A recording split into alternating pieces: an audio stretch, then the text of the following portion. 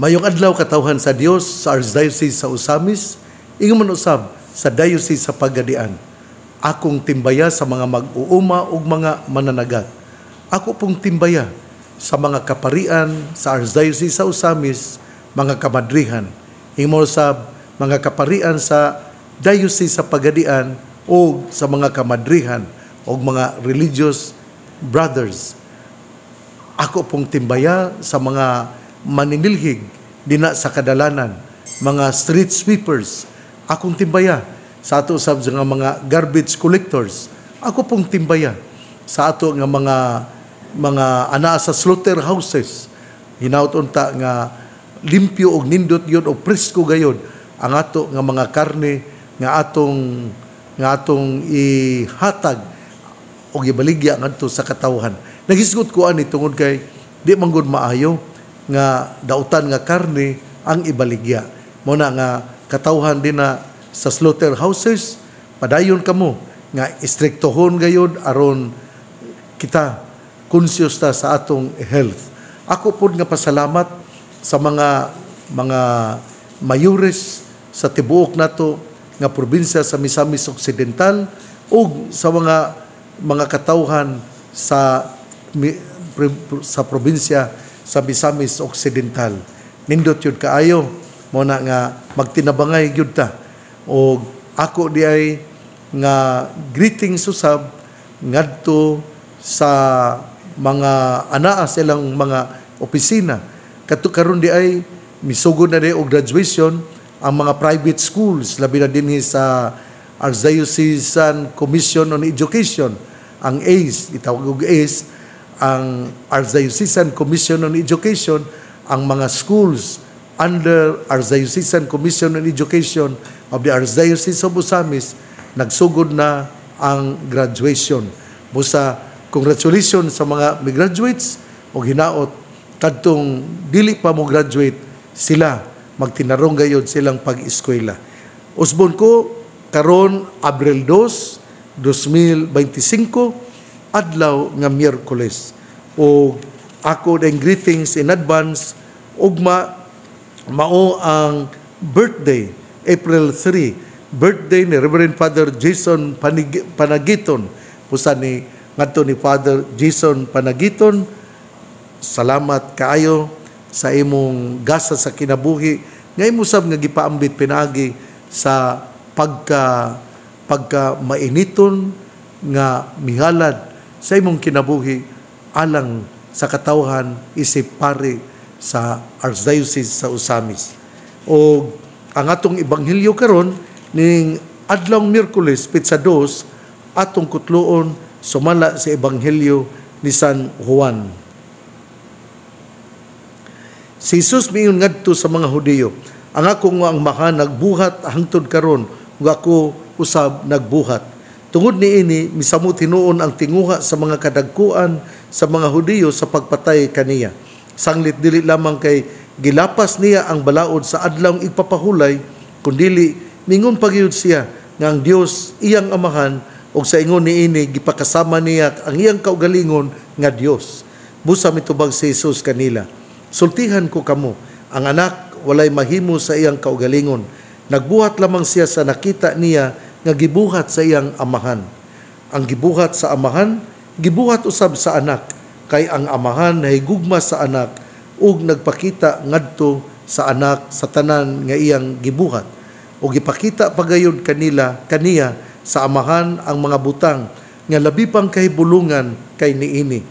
Ug mahibulong kamong tanan kay ingon nga banhawon sa amahan ang mga patay ug hatagag kinabuhi, banhawon usab sa anak ang hatagag kinabuhi ang buot niyang banhawon. Ang amahan dili maghukom kang bisan kinsa, kay gihatag niya ang iyang anak ang hingpit nga katungod sa paghukom aron ang tanan magpasidungog sa anak, ingon nga sila nagpasidungog sa amahan.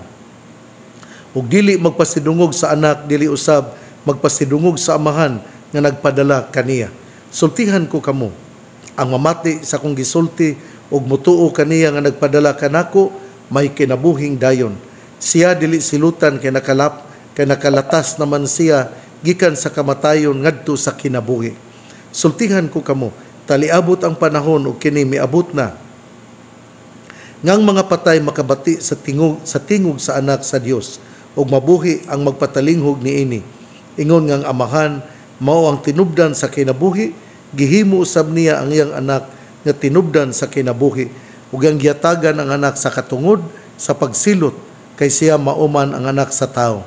Ayaw kay bulong niini kay moabot ang panahon nga makadungog sa iyang tingog ang tanang mga patay nga anaa sa mga lubnganan ug manggula sila sa ilang lubong. Kadtong maayog binuhatan mabanhaw ug mabuhi ug kadtong daotag binuhatan mabanhaw apan silutan. Wala ko'y mahimo sa akong kaugalingon, maghukom lamang ako sumala sa isulti sa Dios kanako. Busa ang akong hukom matarong kay wala man ako magtinguha pagbuhat sa akong kabubuton kundili sa kabubuton sa nagpadala kanako. Ebanghelyo sa tong Ginoo, daygon ikaw o Kristo. Kanunay yun nato nga hinumduman nga ang tema mao gayud ang pagkamaluluyon sa Ginoo. Unya giklaro po dinhi sa ebanghelyo karong adlaw ni San Juan nga ang pagkatinuod nga tao o pagkatinuod nga Dios ni Hesus. Kay lagi do na may mga katawhan usab nga wala motuo nga si Hesus mao ang matuod nga Dios ug matuod nga tao. Busa dinhi sa ebanghelyo karon gisgutan gyud. Gahisgot ang atong ebanghelyo karon nga ang akong amahan nagbuhat hangtod karon ug ako usab nagbuhat. Sa tupad there is the sense of unity between the Father and the Son. Unya dinhi nato makita gyud nga the union the union as found in the life of Jesus as a human being as well as a divine being. Kini bitong atong makita dinhi nga si Jesus matuod nga Dios ug matuod nga tao. Dinhi sa ebanghelyo nga giistorya nga atong gikuha sa kapitulo 5 bersikulo 17 hangtod sa 30. Unya ang amahan pod miingon nga kining ang amahan miingon nga ang maghuhukom, ang muhukom iyang gihatag ngadto sa anak. Mingon siya, sultihan ko kamo, ang anak walay mahimo sa iyang kaugalingon. Nagbuhat lamang siya sa nakita niya nga gibuhat sa iyang amahan. Ang gibuhat sa iyang amahan, gibuhat usab sa anak, kaya ang amahan ay gugma sa anak ug nagpakita ngadto sa anak sa tanan nga iyang gibuhat. Mao ni ang akong gisulti sa una nga there is the unity between the Father and the Son. This proves that Jesus is truly human and truly divine. Kunya mingon ko nga ang paghatag og hukom, ang amahan dili maghukom kang bisan kinsa kay gihatag niya sa iyang anak ang hingpit nga katungod sa paghukom. Kinino sa ato pa ay mao man bitaw nga kita gasaulog kita nga atong gipaabot ang pagbalik ni Hesus. Si Hesus na tao na sa usa ka panahon pero mubalik siya nga dili kita makahibalo. Mo na nga ang iyang pagbalik mao ang paghukom. Nataw siya nga mihatag og kinabuhi apan in between sa ato karon sa iyang pagkatao hangtod karon samtang kita nagbuhi naghimo sa atong kinabuhi, kita usab hukman sumala sa atong ginahimo. Mo na nga nataw siya nga iyang gidapit ang katawhan nga mudawat kaniya aron makabaton og kinabuhing dayon. Pero nagpadulong kita sa atong panaw, padulong sa iyang gingharian.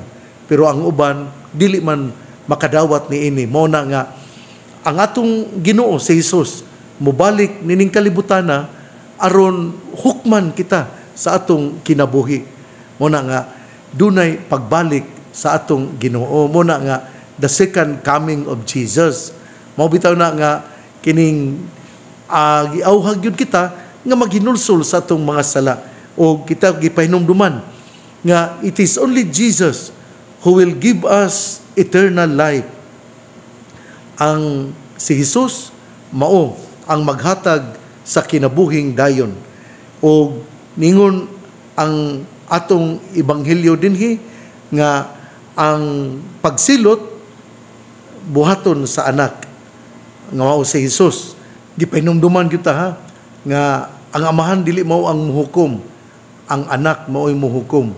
Unya giingnan kita sa ebanghelyo nga sultihan ko kamo ang mamati sa akong gisulti og mutuok kaniya nga nagpadala kanako may kinabuhing dayon.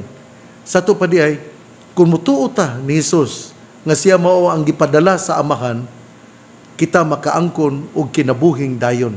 Pero asa man nato makita nga kita mituo nga si Jesus mao ang pinadala og sanglit kita mituo hatagan kita kinabuhing dayon. Aw mamati ta sa gisulti ni Jesus. Atong pasayloon ang mga nakasala kanato. Atong higugmaon ang mga nihimo og dautan kanato. Atong iampo ang mga tao nga nagpasipala kanato. Mao ni ang atong paningkamutan nga mapuy-an. Ug kun kini atong mahimo, makaangkon gyud ta sa kinabuhing dayon. Pero lisod yun ni kaayo. Pero importante aning mao nga mamati kita. Mao man bitaw nga niya kita sa Kwaresma aron kita pahinumduman nga we are all pilgrims of this earth.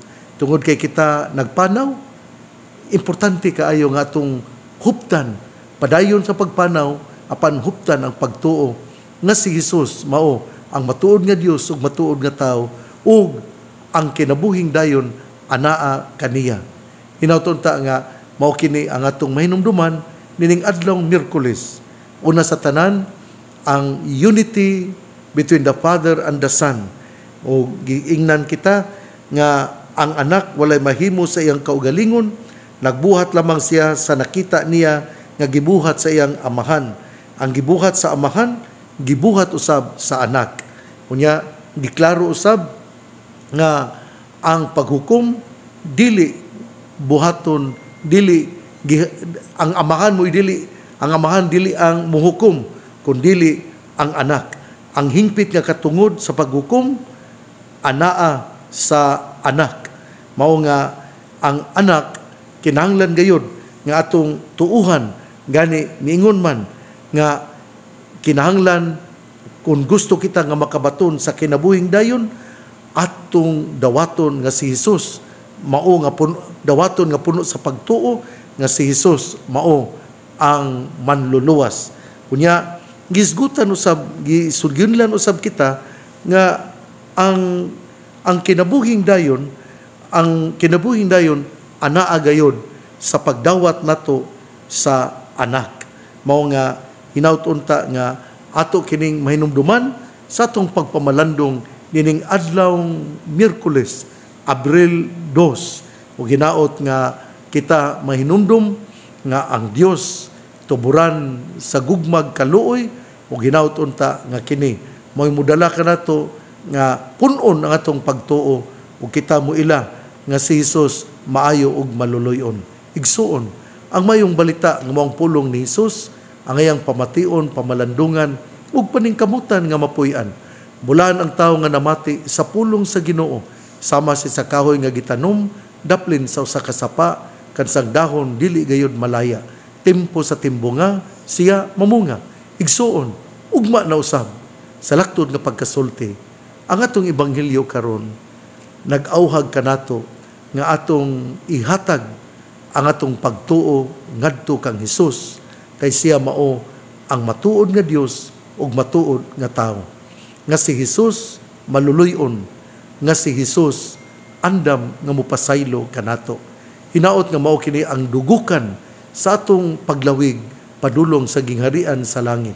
Mutuo kita nga si Jesus mao ang tinubdan sa kinabuhing dayon. Ang pangaliya sa mahal nga Birhen Maria nga gisangpit sa mga misamisnon nga birhen sa kuta, ang Ginoo magapanalangin kanatong tanan.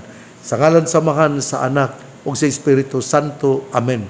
Padayon kitang mag-ampo labi na kay ania kita sa Kwaresma. Ako ding pahinumdom na ang ato nga mga kaparian adunay reshuffling karong bulan sa Abril. Karong Abril 15, ipahibalo ang ila nga mga tagsa-tagsa ka assignment. Asa sila nako ibutang. Ako, isip obispo, mao ang muhimo niini. Asa sila mamahimo nga kura paroko ug asa sila ibutang. Ako yung gisulti nga atong kuhaon ang mentality nga tungod kay ako senior priest, kinahanglan nga ibutang ako dako nga parokya. Dili kana mao ang sukdanan sa ako nga paghatag og assignment. Ang sukdanan sa akong paghatag og assignment mao nga ako adunay pagsalig kanimo, nga ako mulaom nga ikaw magmatinud-anon ug magmasinugtanon kanako, o ingon man usab ikaw adunay mapaubsanon nga kasing-kasing. Kay kung ikaw dili magmasinugtanon o walay mapaubsanon nga kasing-kasing, dili gyud ka hatagan sa mga lugar laktod nga pagasulti sa mga maayo nga parokya. Nganuman tungod kay ang ako nga saligan mauman ang tao nga matinud-anon, masinugtanon o mapaubsanon. Kamong tanan mapaubsanon man mo, pero this giving of assignment is an expression of my trust and confidence to the priest assigned in a particular parish. Po sa usbon ko, dili na to hunaon tungod kay ikaw senior priest, ang ayan ikaw nga ibutang niyanang dina paron sa Tanggob Cathedral, sa Oroqueta, sa kining Calamba, dina sa Jimenez, dina sa kining uban nga mga dagkong lugar, dagko nga parokya sa Plaridel o uban pa. Dili kana mo'y akong sukdanan. Ang akong sukdanan mao ang imong pagkamatinud-anon nga mo alagad, nga andam nga mo sakripisyo mo adto sa kabukiran, ug dunay ikay masinugtanon ikaw o mapaubsanon, o ikaw usab aduna gayoy loyalty o obedience ngari kanako, and you possess humility. Mo kana ang akong gipangita sa usa ka pari nga akong i-assign sa mga dagko nga parokya aron siya mo alagad gayod ug moadto sa kabukiran, dili lang panahon sa piyesta kundi kada bulan iyang bisitahan aron dad-on si Hesus o hatagan sa komunyon ug mahatagan sila sa kinabuhing dayon. Hinaot nga inyo kining isulti sa inyong mga amigo nga pari aron dili sila maghuna-huna nga sila tungod kay senior priest angayan sila nga ibutang og dakong parokya. No, my measurement to whom I will give the big parishes would be a priest who is ready to make a sacrifice every month, would go to the peripheries, mo adto gayud sa kabukiran kada bulan, dili lang panahon sa piyesta, unya duna siya'y masinugtanon nga ri kanako ug duna siya'y loyalty ri kanako ug siya usab mapaubsanon. Hinaot nga inyo kining masabtan. God bless, mabuhay tayong lahat. Padayon kita nga mag-inampuay sa usag-usa.